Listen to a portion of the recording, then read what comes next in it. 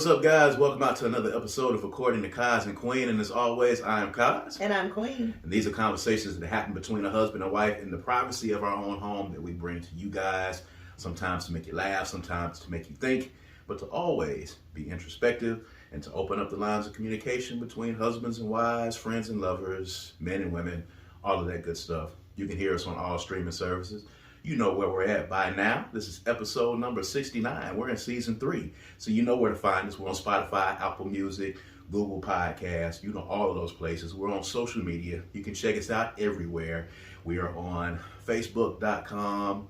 We are on Instagram.com. We are on Twitter.com/Kaz and Queen. You know, all of those spots. You know where to check us out. You know where to find us. Of course, we are also on Black with No Chaser Radio. All right, you can download the BWNC Radio app. You can download the BWNC Radio app. Of course, you can find us there. And you can go subscribe to YouTube and you can see our bright, shiny faces. We now put up the video of us and the audio. The audio only version is also available on YouTube for those of you who consume your podcast and your music on YouTube. You can see it right here. YouTube.com/Brad Kamikaze Franklin, YouTube.com/Brad Kamikaze Franklin. Make sure you subscribe and make sure you share it with some friends if you enjoy the conversations that we're having here. And we appreciate you guys for creeping us up closer to 1,000 subscribers. All right, so we appreciate that, man. We appreciate everybody who, leaves a question or a comment.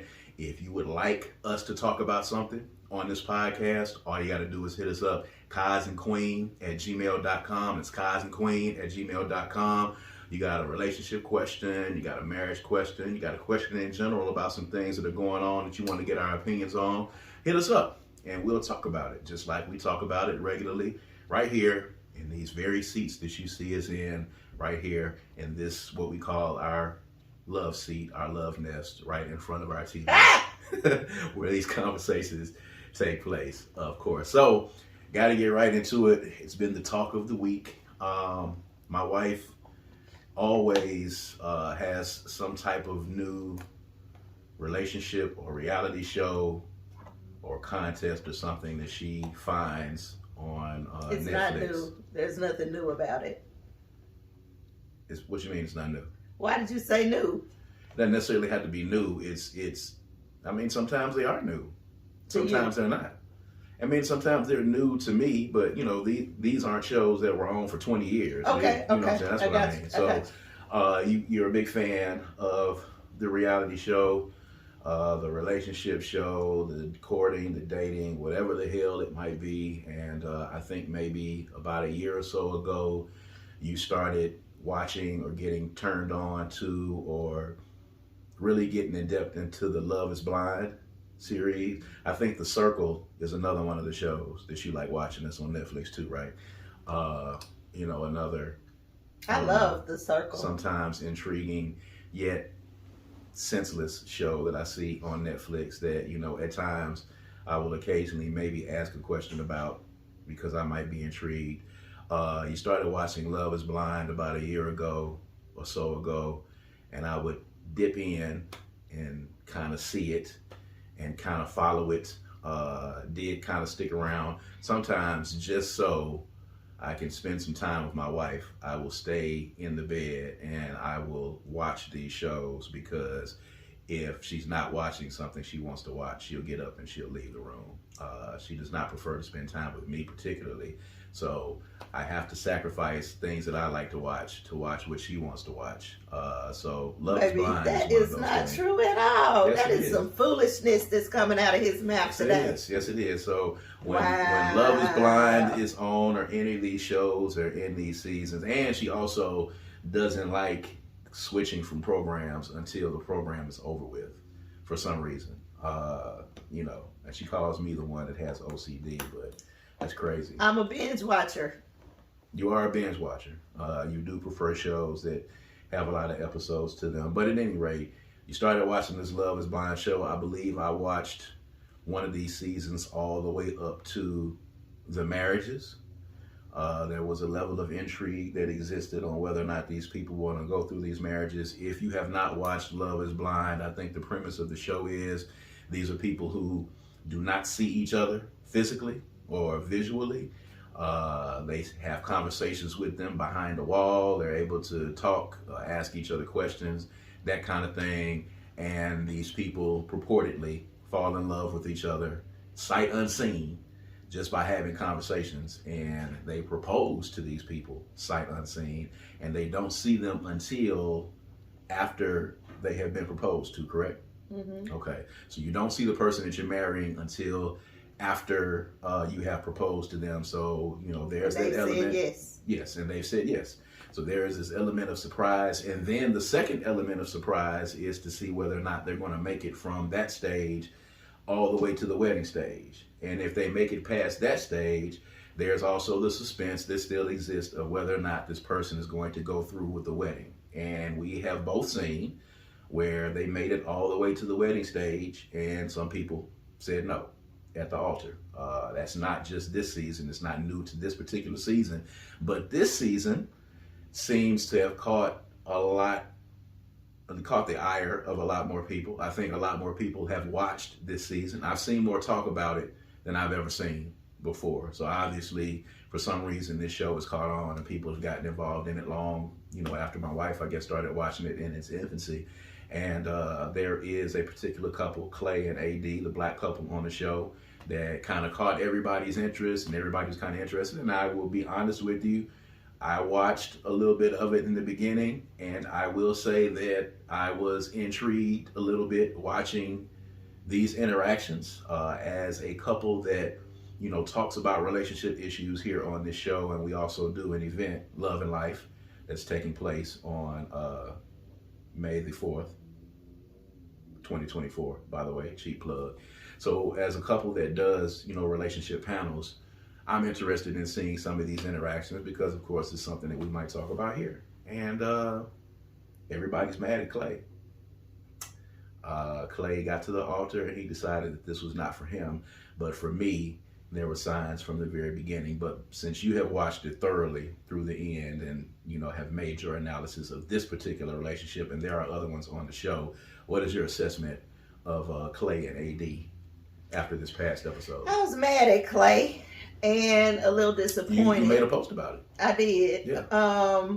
It wasn't because, people keep saying, I'm not surprised. They ain't surprised. He was saying, yeah, we recognized that Clay had some fundamental issues with marriage. We recognized that he constantly talked about the fact that his dad was unfaithful to his mother, mm-hmm. and often took him to be unfaithful to his mother. Did not know that part, but okay. Yes. So he fundamentally had some healing and growing to do as it relates to being committed and thusly getting married. And he did verbalize that throughout. He constantly said that he had an issue with marriage, that he had issues with understanding how to be married, how to be faithful. Mm-hmm. And he has a fear. Honestly, he has a fear that he is going to turn into his dad. So that was always there. The reason why I think it may have hit people, and I'll speak specifically for myself, the reason why his no to AD hit so hard is because I was hopeful that he would recognize this was his opportunity to move beyond his fear. And so I just kind of, the last day leading up to it, him having a conversation with his dad, what I'm remembering and what stands out to me the most is that he never mentioned these issues to his dad when he had the opportunity to do it. That was my first inclination that he may say no, because there was no resolve at the end. And then I do also understand that there is a format and formula to these shows. I know there has to be some digs to get ratings and all that kind of stuff. Oh, yeah. I particularly was hopeful because he seemed to be acknowledging AD as being the person who can help him overcome those issues. So I was hopeful all the way up to the end, to them standing face to face, that it could have been yes or no the whole time, either way. Like all the way up till his mouth opened, you didn't know what he was going to say. But he didn't. He said he wasn't ready, and he wasn't. But I was hopeful that he would recognize the jewel that he had in her, because she was very clearly saw him. She's a very confident woman, and she was still willing. She said she was ready for the ride. She, in fact, said, I'm not going to always be strong, but when I'm strong, I got you. And when I need you to be strong, you got me. She had the perfect idea about this thing. Mm. What was most significant to me was Clay's mother, who has obviously done a significant amount of healing work on herself to overcome the stuff she went through with his dad. Mm-hmm. And she actually gave the words to the dad that I was hoping Clay had given him. Mm-hmm. But she basically told his dad that you are the reason this man cannot say yes in marriage. Mm-hmm. And so hopefully this was an opportunity for them as a family to heal. And I am also waiting to watch the reunion, because I know AD was hurt, but she also said that she'd be willing to date after. But then at the end, she was like, I can't date him.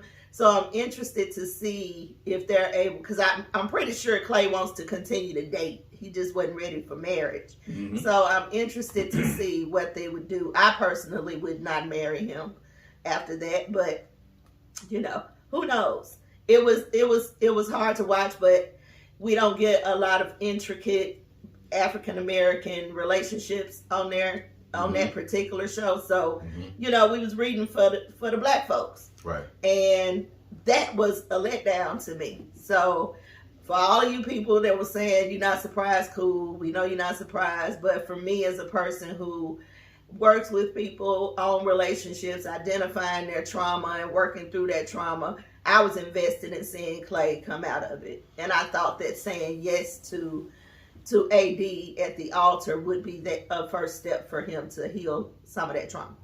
So from what I saw, I mean, for one, I will say this, although I know people were upset at him saying it at that stage. I mean, I think it's jarring in all of the instances, because of course Clay was not the first person that got to the altar and said no. He was not the first black man that got on the show and said no.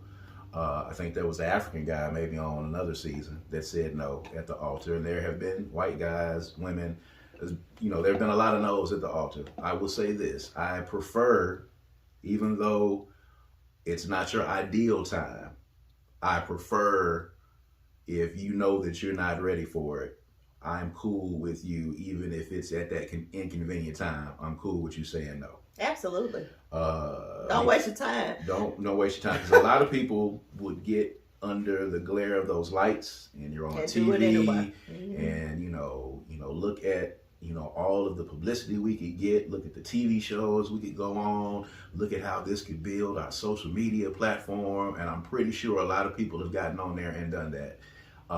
But you look at those things and you can say, hey, I can say yes in this moment, have the marriage, and then try to make this thing work, when in actuality, you know that your heart is not in it 100%. So I would prefer you at that last moment saying no than to go ahead and say yes. So I'm glad Clay did not say yes and go through with it and turn it into a bad marriage. He clearly had not worked through some things. I was able to see the conversation that the mother had with the father.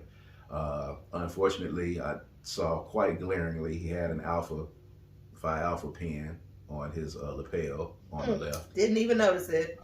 It was probably the first thing that I saw when it was on him. And I will say, the alpha men are some of the greatest men that have ever been created on this planet. But if you let us, we'll waste a lot of your time too. We will.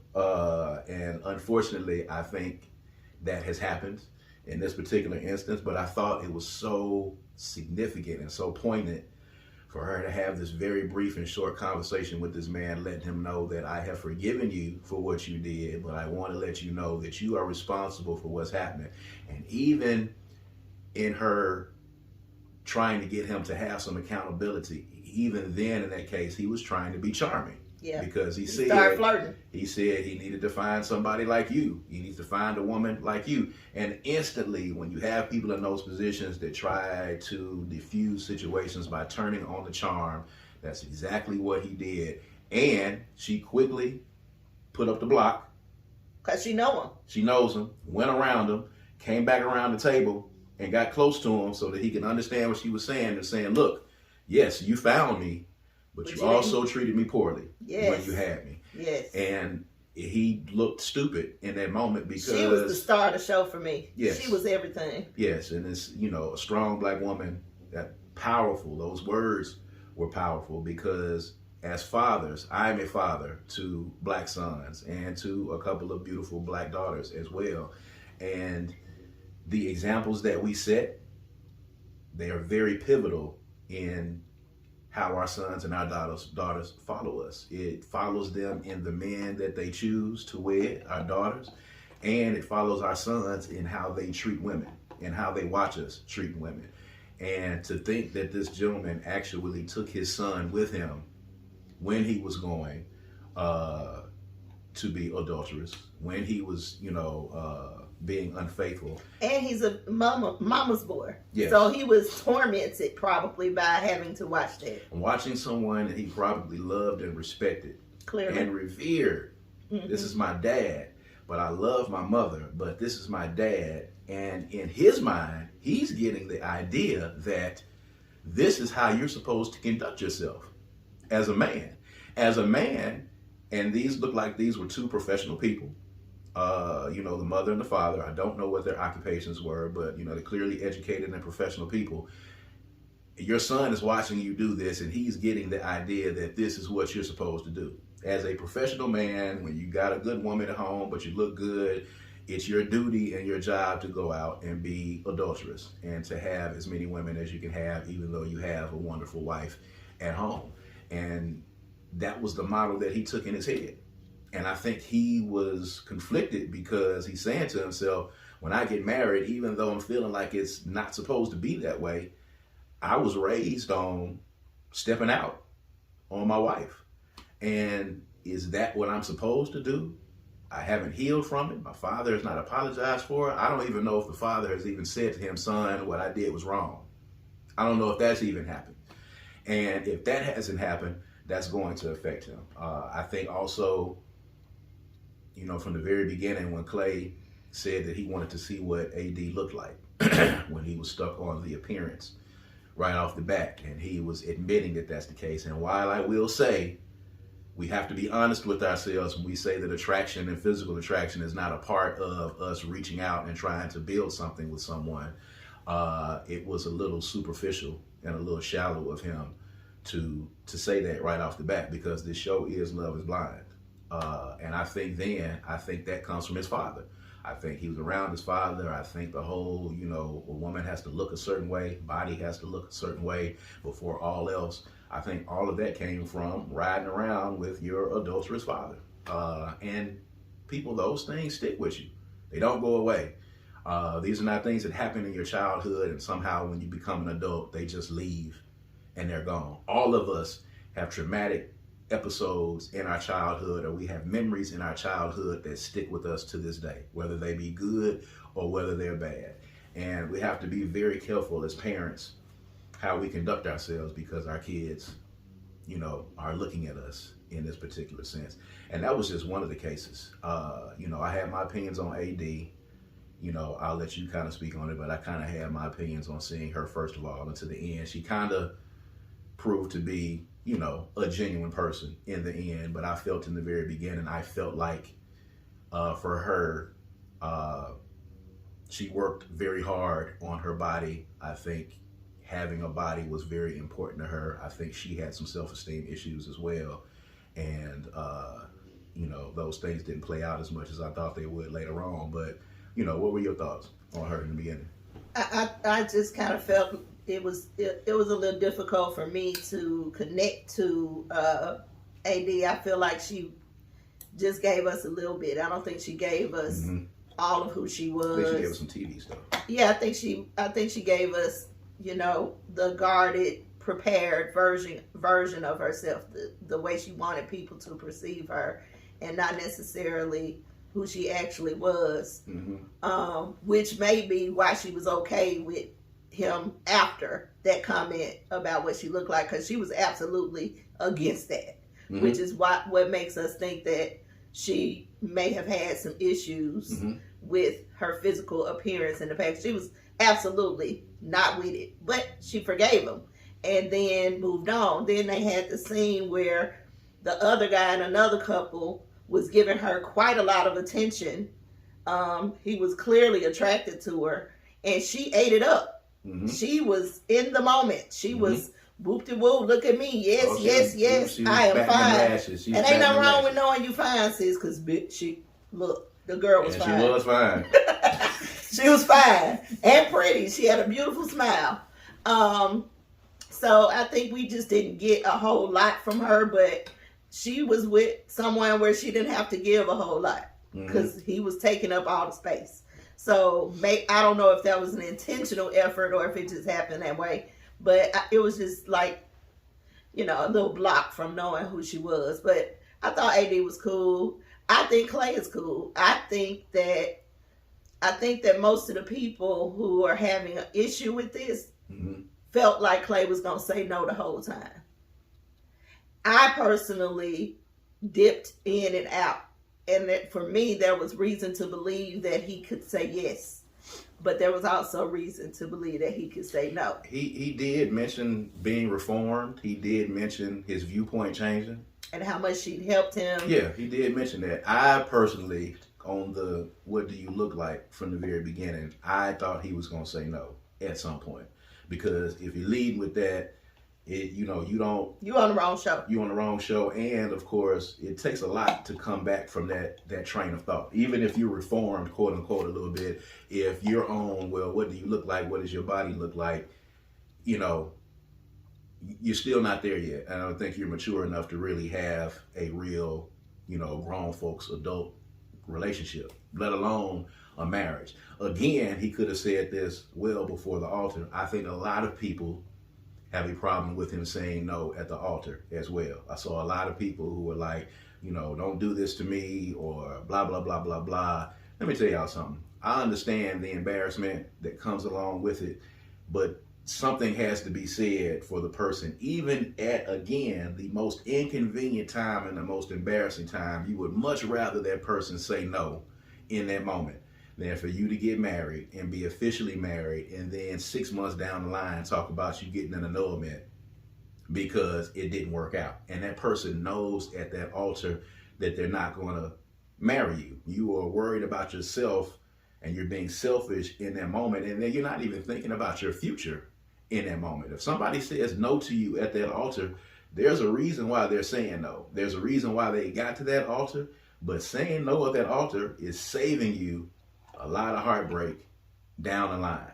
Although in that moment, it's embarrassing, but I would much rather Clay has said no in this moment than to get married and then to become a statistic 6 months down the line. Yeah, but it's bad. But there were several other couples. Only 2 made it to wedding day. And the Right. other couples was like, no, way before. So on this particular season, it's almost like y'all just kept Clay around here so it would be somebody else at the altar. So there's talk about, show setup and, formatting and all that kind of stuff about, and I guess that makes sense too, but ultimately, I'm sure it's variables that they're going to have to change with the show, because there's a reality element to it, because you can't decide how people are going to feel at the end of the day, as much as this is a reality show. Listen, old buddy, the white dude, when they came out and said, oh, you described yourself, oh, she said she looked like Megan Fox. And he said she does not. She does not look like Megan Fox. Like right then, you can go ahead and end that right off the bat. Like Buddy's body language, his eyes, his whole thing, he was in the AD 100%. And then the girl that he turned down to be with the Megan Fox lookalike was phenomenal looking. Yes. And she told him, you are going to be mad at yourself. She did. I did see that part. She told him that he was going to be sorry for doing it. He had a bird in the hand, and he went for the two in the bush, or the one in the bush, and it ended up being a dud. And, listen, man, I describe yourself however you want to describe yourself, okay? That man was going lock, stock, and barrel on that Megan Fox description. He was all in on it. That might be true. He was, listen, I'm a man. He was all in when he said, I look like Megan. It was like old girl on Friday when she said, I look like Janet Jackson. And he said it looked more like Freddie Jackson. And Friday, she said, I look like Megan Fox, and she looked like Red Fox. Or Jamie Foxx when she came out from out there. Not that bad, but she came out from out that tunnel. He was clearly disappointed. The smile was a very awkward, embarrassed smile. He pushed through it as much as possible. The conversations that they had after that were awkward. He was brushing his teeth one time and they were talking. The conversations were just awkward. The interactions were awkward. At any moment that he could have a conversation with any of the other women when they were around, he would just completely leave her and walk off and go someplace else. He clearly wasn't interested. And you could tell that right off the bat. And you can tell that in most instances. It's a tough sell. I want to ask you, because I've asked you this before, because you deal with clients that are single and married couples as well. You run the gamut of that. Can you really, truly fall in love with someone not seeing them? Is love truly blind? I believe it is. Okay, why do you think so? I don't think this show is set up appropriately for you to actually find. I mean, some marriages survive this, but there's not a lot of time. I think finding love blindly takes some time. But if you build a connection with someone, which is what the whole experiment is about, if you build a soul connection, then it can survive things like physicality and finances and all that kind of stuff. But when you get into the real world outside of those pods, it hits hard, it slams right into you. Mm-hmm. And there's a very limited amount of time for them to work all that stuff out. So I don't know if they'll ever get an accurate, real answer on the show unless two people just, are matches made in heaven and they just kind of work it out and commit to it. But for the most part, the majority of the people are going to struggle with that because of the time frame. But I do believe that you can fall in love with someone blindly. Love is huge, is big. Mm-hmm. Saying that you couldn't is putting a limitation on what love's capabilities are, and I just don't believe that's realistic. I mean, well, you're not putting capabilities on it. Sure, I don't think limitations on it. But we got to also be honest, because I think we talked about this as well. The majority of people, even though eventually conversation comes in, maybe even immediately a conversation comes in, all of the other attributes are going to come in. Initially, your first flutter, the first set of butterflies is going to happen for most people is when they visually look at someone and they're attracted to them. Would you not agree? No. No? No. Okay. Why? That was okay. That was my elaborate more. Okay. You just answered hard, like no. It's because it's really just hard for me. I mean, there are soul connections that can live and survive whether there's a physical attraction or not. Mm-hmm, mm-hmm. You can connect to someone emotionally, mentally. It doesn't have to be a physical connection. But at the same time, if you are not physically attracted before the emotional connection, then the emotional connection may not happen. So it's a weird type of thing, but I don't think it's not possible. And I don't think that the only way to feel them flutters is from seeing somebody. No, and I agree. I'm asking, these questions to kind of get your thoughts on it. You can definitely get those flutters from a voice and from a conversation. You definitely can.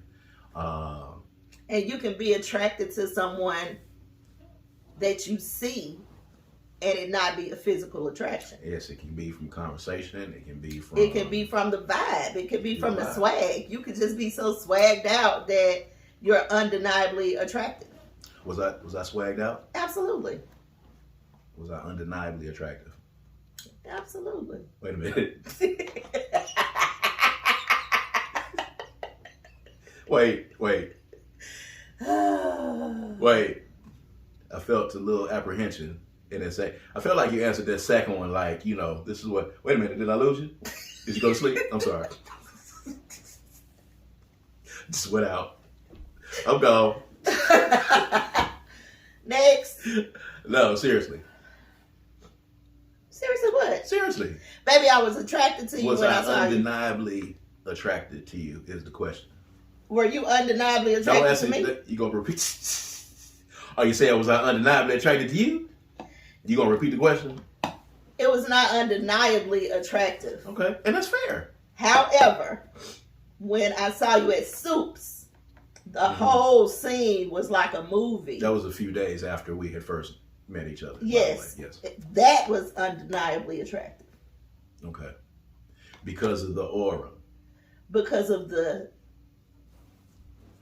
aura, because of the energy you carried. It was really confident and bossy and just masculine and black mannish. It was just all that. Mm-hmm. So that took precedent over what you looked like. Because I think you had on a baseball cap to the back, and you had a black hanging out your mouth, and you had on flip-flops and socks, and you was just like, come go with me. It was a come go with me for me, So the way you carried yourself, the way all of that made you look better. I got you. You were absolutely, undoubtedly gorgeous when I saw you for the first time. That's why I walked up to you and I asked you to marry me, because you were just absolutely stunning. It was breathtaking when I saw you the first time. God, I had not had a conversation with you, but you smiled at me when I said it. I obviously got you a little bit when I said it and caught you off guard. So there was a little cute, little embarrassed little smile and a chuckle and a hee, and you walked off. And I said then, got him. Did you? We fucking got him.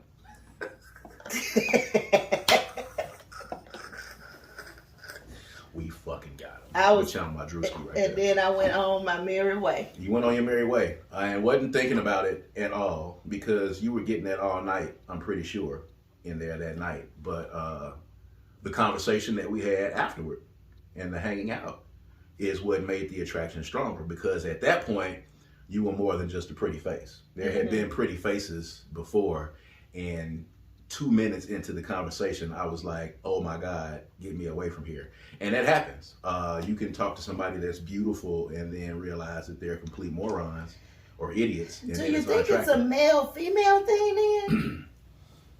Because we I were think- having the same experience, but our interpretation of what was going on was totally different. You were attracted to me physically first, and I was attracted to your vibe and your aura first. I think that is with men. I think it's different, because I think women can totally have sex with a man that they are attracted to emotionally or attracted to by other ancillary attributes. And they can be attracted to him enough to get naked and have sex with him. But dudes, I think we're the other way around. We are more predicated to having sex with a woman that we are physically attracted to outside. We could have sex with somebody that we've never even talked to. You could be a mute, actually. A mute, and maybe deaf and communicate by sign language, but if you fine, we could probably have sex with you. It might not go any further, but I think those are the two differences in men. And that's not across the board. Yeah, generally speaking. It's not a generalization for all men and women. I'm saying that a lot of, if not the majority of men, are going to look at physical attributes first. And I think the majority of women look at physical attributes first, if we're being honest. But it may be closer to half and half than it is for men. I mean, women, I think, do have the same, oh my God, he fine, or he can get it, like, sure. Mm-hmm. But I can't speak too much about that because I don't operate that way. You operate in a different. I mean, but I'm sure operate that in a different happens. play, and I'm sure it happens. But for me, in that particular instance, I was attracted to you, and then the conversation is this is going to determine whether or not I can go forward. The initial physical attraction can take place like that. It can take place in the snap of a finger. Sure. It's 2-3 seconds. It's a glance. It's a look. Okay, there is part A of that. Mm-hmm. Now I'm going to go into part B, C, and D to see if we can get to E, F, and G, whatever the case is. However you go through your checks and balances. You know, most of the people that I would find attractive, I wouldn't want. So there's like because there's another piece to it, yeah. Yeah, there's like eye candy for me. Like last night, whatever night it was, we were watching The Rock, and I was like, The Rock is a beautiful man. Like I think he is created in like what guys look like. You know, I think he's beautiful from the head to the toe. He's sculpted and all this, but I wouldn't want him. I wouldn't even date him. He's not my type. I wouldn't want to lay next to The Rock, honestly.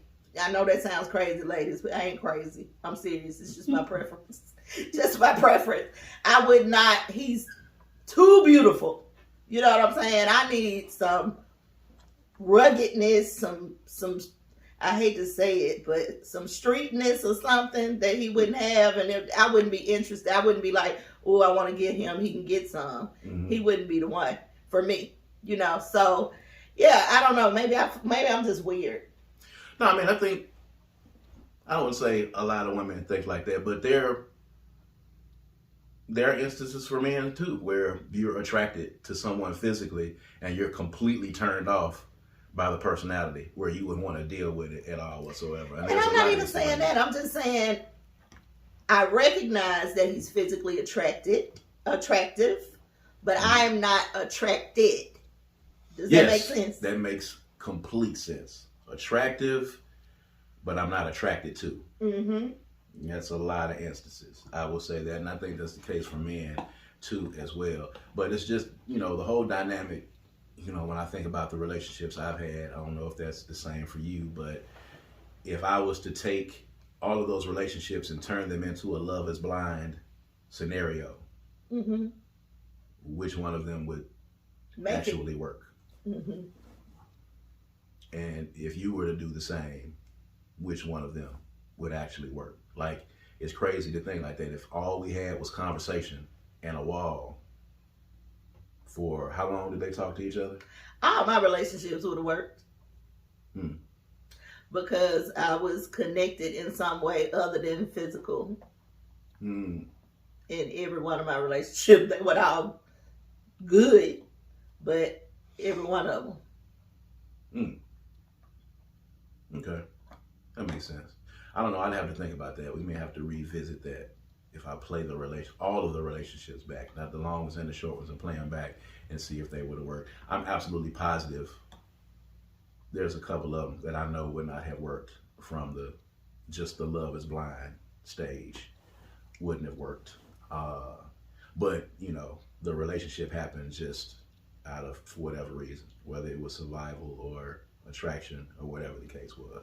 There's a few of those survival relationships in there too. What's a survival relationship? You're just in it to survive. What does that mean? You in it to survive. You mean to meet your needs to stay alive? To stay afloat, to have companionship, to have a roof over your head, to have a way to get around, to have a way to be sustained. Men do that a lot, huh? A lot more than women. They do it a lot more than women. And I'm not proud of it. Let me just say that. It's a lot for me to say that because I do have to get that off of my spirit, you know, of a number of them were survival relationships, whereas I'm really just with you at this moment because convenience. You are convenient and you are a lifeline that's going to help me get from point A to point B. And when you're dating in survival mode, it's not good. It's not a good place to be. In hindsight, yeah, sure. It's an evil villain place to be because it is completely done from a selfish point of view. And you never really wanted the person. Never really wanted them past what that opportunity presented for you, which is bad because, again, these are humans and these are people, and you should never, ever treat anybody like that. But when you're young, those things happen, unfortunately. And that person is just there for what they can provide for you as a bridge to the other side. And I hate to say it, I'm disappointed in myself for those instances, but they were learning experiences and they were mistakes that have helped me to evolve and to mature and be able to have this conversation with my sons or younger guys to explain to them what that looks like. And I've had those conversations, in relationships of survival. It's a tough little thing. So I'm gonna give you an opportunity to get your phone out. We got a interesting. Oh, thanks for the opportunity to go in because I sent you something there. There was a piece, I guess a few months ago, that was on social media. There was a list that a young lady put up, and these are jokes, ladies and gentlemen, because nowadays, there's this term about men being quote unquote sassy, which basically comes from, I guess the metrosexual idea of men having qualities that some people perceive as being feminine, as a matter of fact, which I think is stupid, by the way. But, there was a huge list of things on that list, including, ordering dessert, and a whole bunch of other things that said that made you look sassy. Well, a guy came out with a list of things here recently that would make women identify as masculine to kind of counter the sassy list that was made for the men. And I thought it was kind of interesting, and I sent it to my bride.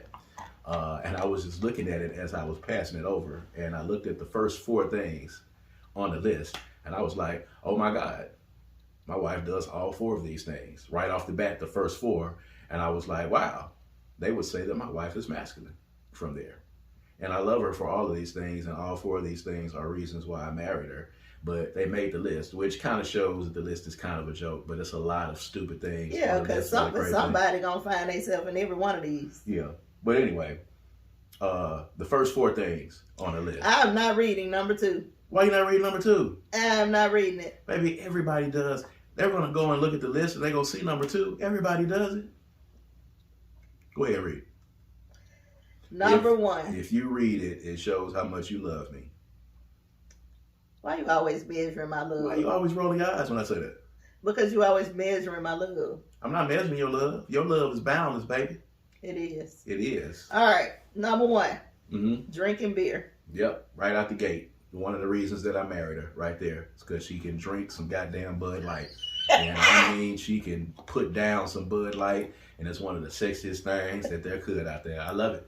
I love it. I love it. All Tall right. cans, short cans, bottles, rarely on draft. She might drink it on draft, but she doesn't really want it in a cup. She wants it in a can, or she wants it in a bottle. Give me a Bud Light. I love it. But I drink it with a straw. And she drinks it with a straw, too. Occasionally, if you need to. I prefer a straw. You will drink it. You prefer a straw if you just want to be dainty. But you don't have to do that. I ain't trying to be dainty. I just don't want my mouth on them things. I get All right. Number 2 is farting and it makes a noise. That's ridiculous. It's not ridiculous. Number 3, moving on. Women fart. Okay? If you're a woman out there and you finna lie and say that you don't fart, it might be why you're single. You need to find you a man that is cool with you farting, because we know y'all fart. We know it. Okay? We know y'all fart. Ooh. We know you lift your leg up and fart, and we know that it makes a noise. It's gas. It's a bodily function. We know that you fart. There's no need for you to try to hide it. Okay? There's no need for you to try to hold it in. Let that fart out. Let it out. Because I'm going to let mine out. And my wife knows it. At any point, at any place, I'm going to let it out. Movie theater, opera, play, you going to get it. Because you know what I'm not going to do? I'm not going to hold that gas in and make my stomach hurt and be uncomfortable in that seat. I'm finna let it go. And I'm going to look around like ain't nothing happened. And when you smelling it, I'm gonna be looking around like I'm looking for the person who did it along with you. So there's that. I'm just gonna put that out there as a disclaimer so that you know going forward. All right. Number 3. You can see me? I can see you. Oh, I thought I was invisible. I disappeared. Nope, you didn't. All right, driving with one hand. Easy. That's how you drive. Smoking a blunt by yourself. Yep. All reasons that I married this Let me woman. get a top 20. Okay. Drinking without a straw. Not you. Saying Ayo. Not you. Being from New York. Not you. Sitting with your legs open. You've done that. That's cool. Going to clubs. That's you. Don't know how to twerk. You know how to twerk. I was finna see what your answer was gonna be. Not looking both ways before crossing the street. Yeah, you're pretty careful about crossing the street. Favorite color, black. You like black, but not like that. Black is my favorite color. So. Is it? Yikes. Snoring. Yeah. Falling. Yeah. I don't fall. I mean, you don't fall like, oh, like, you know, Keystone Cop fall. When the last like time you saw me fall? on the side of your bed, you mean? No, that was you. I'm talking about. No, I mean, I did fall on the side of the bed, but When you you haven't seen fallen me on the side of fall? the bed? No. You haven't? Child. You don't fall? Uh-uh. All right. Well, you take that one off. I'm going to remember a time, but that's cool. I mean, maybe, but the way they mentioning it is somebody prone to falling. Oh, well, you're not prone. No, you're not clumsy. at all. Doing more than 20 push-ups. That Nah. ain't me. Not knowing how to cook. It's not you. If your favorite Power Ranger is pink. You didn't even watch Power Rangers. If Buttercup was your favorite PBG, I don't even know what that is. Powerpuff Girl. Chest piece tattoo. No. No, what? You don't have a chest piece tattoo. You got a titty tattoo. What's the difference? This is your chest. You know what your chest is? Well, I guess for women, chest is titties a little bit, ain't it? Yeah. I think But you ain't got it. I think they mean right here. I think they mean here. Okay. Yeah, that's what I think. You ain't got one of them. If you're over 5'8". You are 5'6". Correct. Okay. Eating. 2 bonus ones. Eating Captain Crunch You don't even like Captain Crunch, which is weird because it's delicious. and eating steak. Oh, you love steak. Mm-hmm. So, yes. I do fiend for steaks from time to time. Absolutely. I don't know if that's necessarily one of the reasons that I married you, but the top 4 definitely were hella attractive. That's like the great. night you walked in after I met you, that night at Soups, which is a few days after I first laid eyes on you and asked you to marry me, you got a beer that night. You asked for a beer. I wanted to know if you wanted something to drink, and you was like, give me a Bud Light. I was like, are you the girl of my dreams? Why was that so significant? Because usually women would ask for a drink. They asked for liquor. They was going to ask for an Amaretta Sour or a Walk Me Down or a Long Island Iced Tea, which for whatever reason seemed to be the thing in those days. That's because if you buy it, they want you to give them something that's gonna hit hard. That's going to hit hard. It was. The last 4 are don't like purses. That's not me. That's not you. You love Drink purses. cognac. You do. You Not will. not knowing how to type. You know how to type. Operates a manual transmission. You know how to drive a stick. So, yeah. My masculine energy is strong, even without this list. You're definitely an alpha female. I will say that. You definitely got some take charge in you. You definitely got some get up and go about you. You have a very strong personality. You're not weak or soft in any sense. I'm soft. You are soft in that sense, but you know what I mean. No. You hard, soft. I'm hard soft. You know what I mean? Like your feminine energy is massive and great, and it permeates all through this house. This house feels of feminine energy. Your energy permeates through this household, and I love it. Your presence is here, and we have a beautiful daughter that's here, and she feels that, and I want her to be able to embrace that power. I'm not overbearing.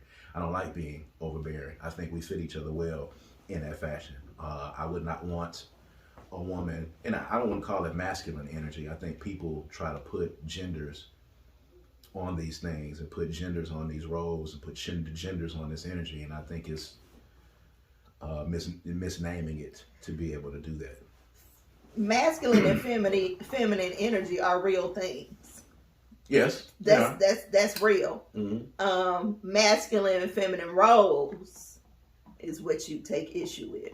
Yeah, in some instances, yeah, I do. Not traditionally, yes, Yeah. but I want somebody who, if the shootout is happening, I want somebody that I can stand back to back with and who gon' bust I'm busting, baby. I'm busting. Bust back with us back to back like we Luke Skywalker and Han Solo. I ask questions later. I'm busting. Yes, that's what I want. I want somebody that I can get in that foxhole with that's gon' blah blah blah right along with me. I read a question on Facebook the other day that asked, if you were out and some woman walked up to your man and slapped him, what would you do?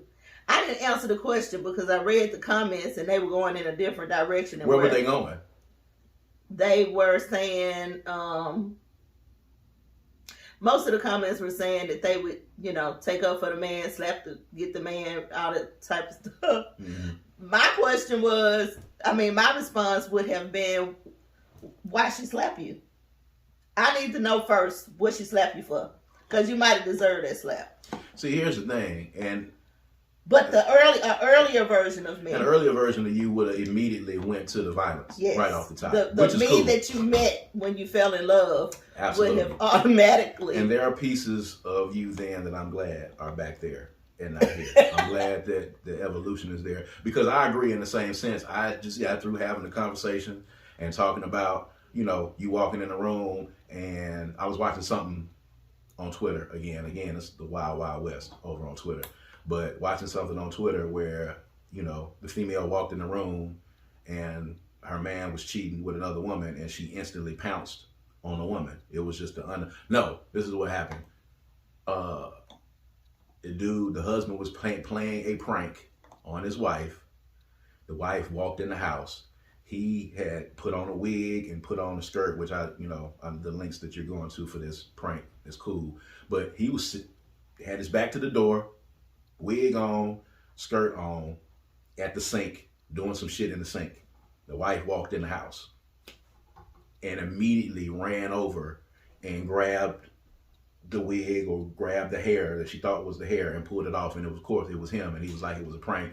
She was all mad and shit because she immediately came in and jumped on the woman. Like, first of all, assess the situation before you find out what the fuck is going on. You walk in a room, if your husband is cheating with another woman, you walk in the room and you jump on the woman, that's ridiculous. That's unresolved you a dude, you walk in the room and your wife is in there with another dude and you immediately jump on the dude and you got beef with the dude, and the person who is supposed to be with you and committed to you is the person that you need to be talking to.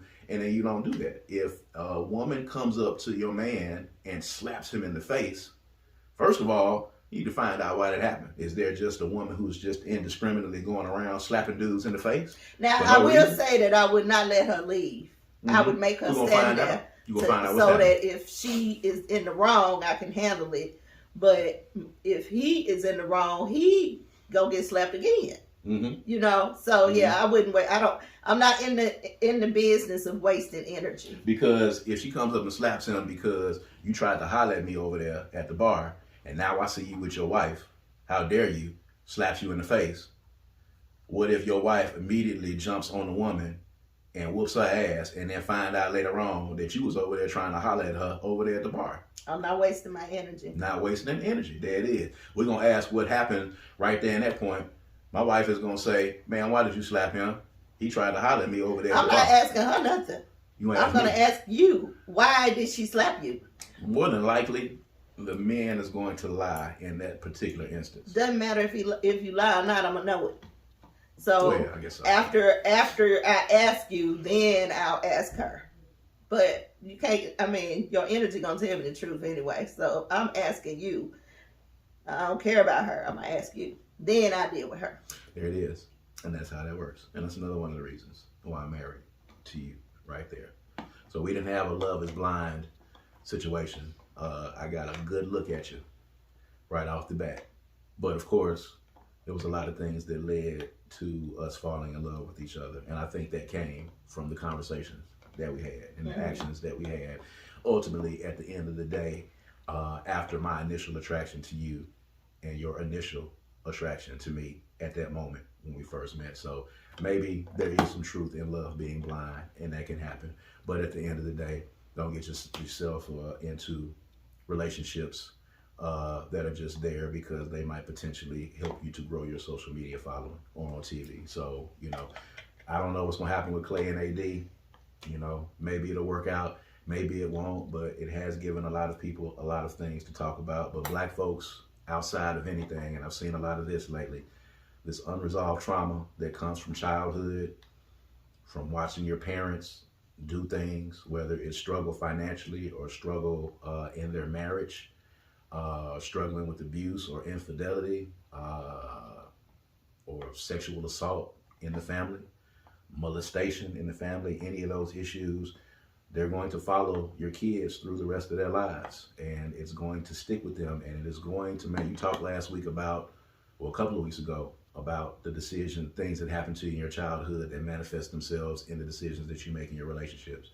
And that's exactly what happens. And things that happen to you in your childhood and things that you see will manifest themselves in your relationships and how you approach people and how you have relationships with the opposite sex or marriages. So make sure you do. Unless you heal. Unless you heal. It can be rectified. You can learn and grow and turn that pain to power, but you got to heal. Which, by the way, Heal is a t-shirt that is available at www.kundicollective.com. It's a part of the Kundi collection. We usually say that at the top of the show, but we got it in right here before we finna wrap. And if you need help healing, book you a queen session. There you go. So you can walk through that trauma, identify it, and heal it. And I help you do it. There it is. All right, guys. Hit us up in that regard. All right, so, again, this has been a great show. I am Kaz. And I'm Queen. And this has been According to Kaz Queen. And we're going to holler at you guys next time, all right? Peace and power. Peace.